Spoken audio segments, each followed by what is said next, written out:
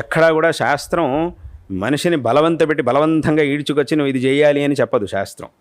నీకున్నటువంటి శక్తి సామర్థ్యాల ఇప్పుడు ఒక 100 రూపాయలు ఖర్చు పెట్టి ఏదో ఒక మంచి పని చేయాల్సినటువంటి సామర్థ్యం ఉన్నవాడికి శాస్త్రం నువ్వు 100 రూపాయలు ఖర్చు పెడితే సరిపోదు, నువ్వు 1,00,000 రూపాయలు ఖర్చు పెట్టాల్సిందే అని ఎప్పుడు శాస్త్రం చెప్పదు. నువ్వు 1,00,000 రూపాయలు ఖర్చు పెడితేనే నీకు మంచి చేస్తాను, లేదంటే చెయ్యను అని ఎప్పుడు శాస్త్రం చెప్పదు. ధర్మం కూడా అలా చెప్పదు. శాస్త్రం ఏం చెప్పింది అని అంటే, నీకు దగ్గర ఇంతే సామర్థ్యం ఉందా, అయితే దాన్నే నువ్వు చెయ్యి, నీకు కావలసినటువంటి శ్రేయస్సుని నేను ఇస్తాను అని ధర్మం అని శాస్త్రం మనకి చెప్పింది. అందుకే స్వయంగా భగవద్గీతలో కృష్ణ పరమాత్మ ఏం చెప్పాడు? పత్రం పుష్పం ఫలంతోయం యోమే భక్త్యా ప్రయచ్చతి తదహం భక్త్యుపహృతం అశ్నామి ప్రయతాత్మనః అని అన్నాడు. అంటే ఏమిటి?